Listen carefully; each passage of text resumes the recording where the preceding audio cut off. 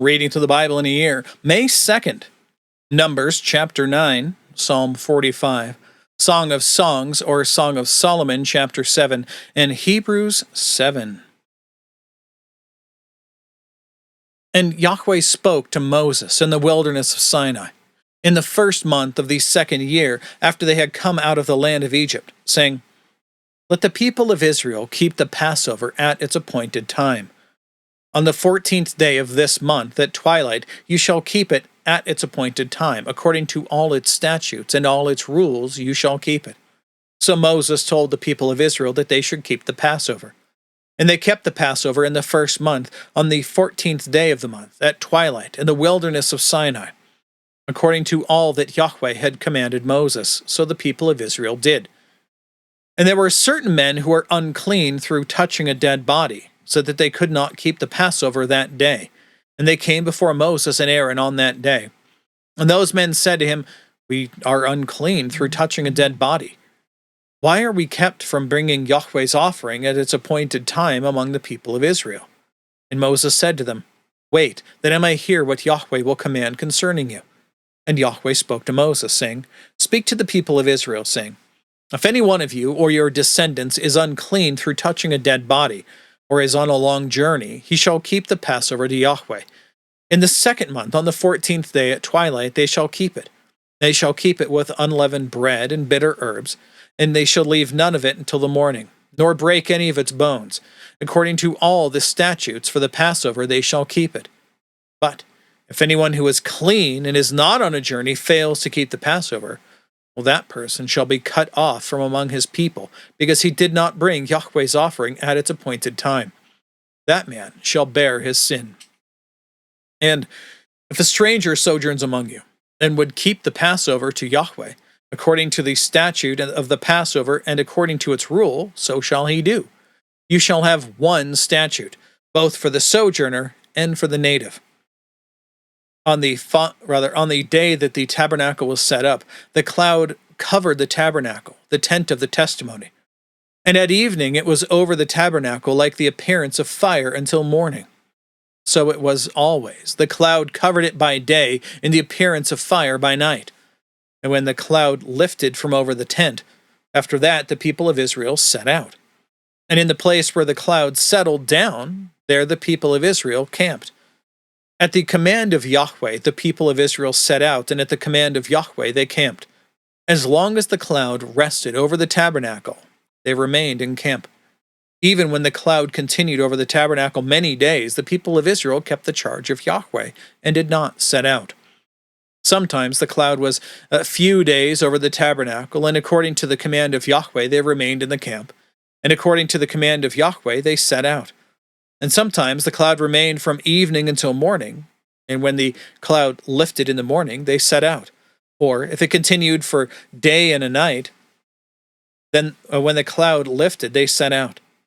Whether it was 2 days or a month or a longer time that the cloud remained over the tabernacle, abiding there, the people of Israel remained in camp and did not set out. But when it lifted, they set out. At the command of Yahweh they camped, and at the command of Yahweh they set out. They kept the charge of Yahweh at the command of Yahweh by Moses. Now Psalm 45.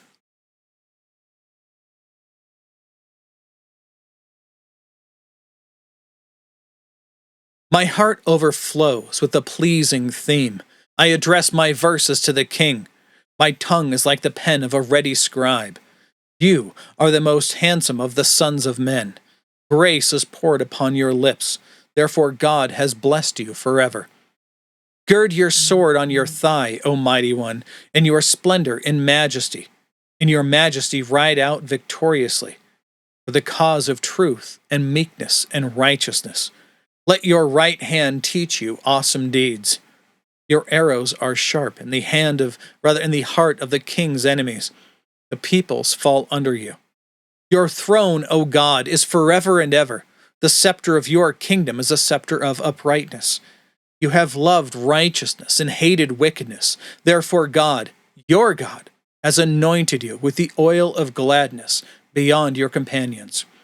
Your robes are all fragrant with myrrh and aloes and cassia. From ivory palaces, stringed instruments make you glad. Daughters of kings are among your ladies of honor. At your right hand stands the queen in gold of Ophir. Hear, O daughter, and consider, and incline your ear.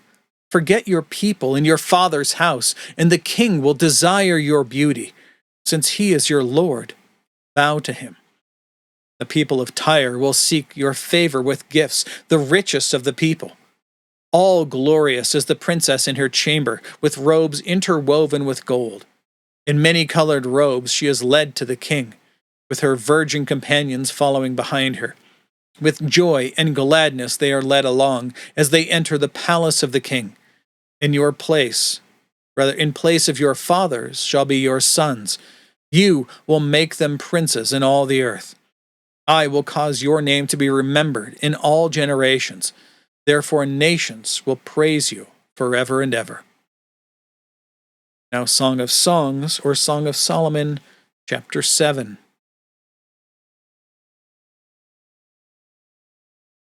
I'm going to roll back a little bit because this section begins actually at the halfway through the last verse of the last section. Why should you look upon the Shulamite as upon a dance before two armies? How beautiful are your feet in sandals, O noble daughter! Your rounded thighs are like jewels, the work of a master's hand. Your navel is a rounded bowl that never lacks mixed wine. Your belly is a heap of wheat encircled with lilies. Your two breasts are like two fawns, twins of a gazelle. Your neck is an ivory tower. Your eyes are pools in Heshbon, by the gate of Bath Rabbim.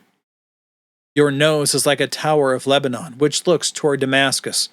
Your head crowns you like Carmel, and your flowing locks are like purple. A king is held captive in the tresses.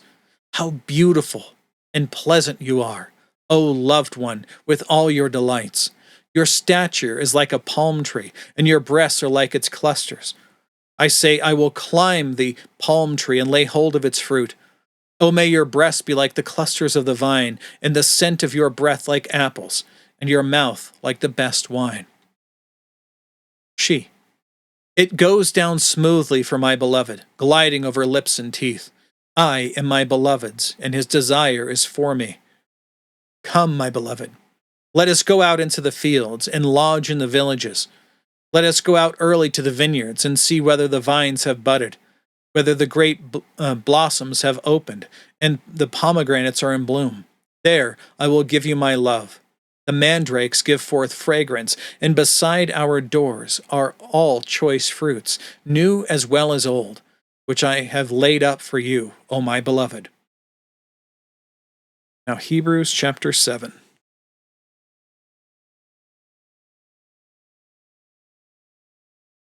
The author of Hebrews now continues speaking of Melchizedek, which again we read about in Genesis 14, verses 18 through 20. For this Melchizedek, king of Salem, priest of the Most High God, met Abraham returning from the slaughter of the kings and blessed him. And to him Abraham apportioned a 10th part of everything. He is, first, by translation of his name, King of Righteousness. Then he is also king of Salem, that is, king of peace. He is without father or mother or genealogy, given that we don't know where he came from or any other information about him. Having neither beginning of days nor end of life, but resembling the Son of God, he continues as priest forever. See how great this man who was to Abraham, the patriarch, he gave a 10th of the spoils. Those descendants of Levi who receive the priestly office have a commandment in the law to take tithes from the people, that is, from their brothers, though these also are descended from Abraham. But this man, who does not have his descent from them, received tithes from Abraham and blessed him, who had the promises. It is beyond dispute that the inferior is blessed by the superior. And in the one case, tithes are received by mortal men, but in the other case, by one of whom it is testified that he lives. One might even say that Levi himself, who received tithes, paid tithes through Abraham, for he was still in the loins of his ancestor when Melchizedek met him.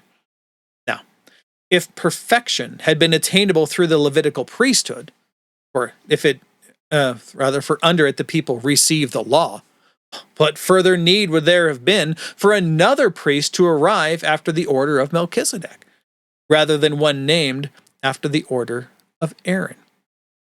For when there is a change in the priesthood, there is necessarily a change in the law as well.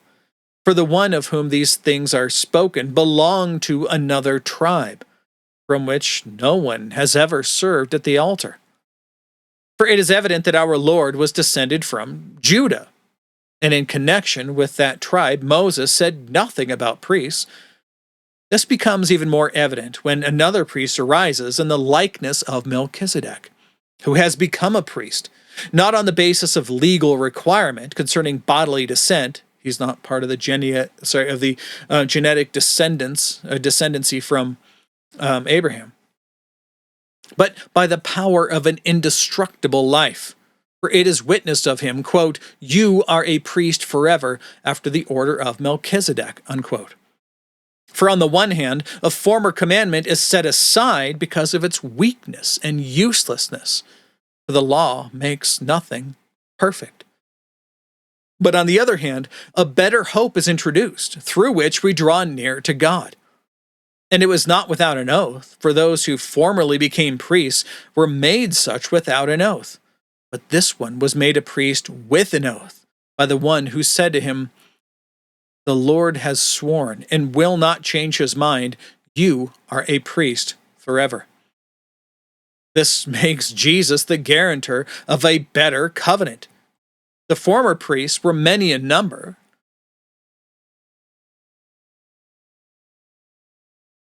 because they were prevented by death from continuing in office. But he holds his priesthood permanently, because he continues forever. Consequently, he is able to save to the uttermost those who draw near to God through him, since he always lives to make intercession for them. For it was indeed fitting that we should have such a high priest, holy, innocent, unstained, separated from sinners, and exalted above the heavens. The heavens. He has no need, like those high priests, to offer sacrifices daily, first for his own sins and then for those of the people, since he did this once for all when he offered up himself. For the law appoints men in their weakness as high priests, but the word of the oath, which came later than the law, appoints a son who has been made perfect forever. That's it for today. That's all the reading and all of the notes. God willing, we'll be back tomorrow. Behold, the word of the Lord.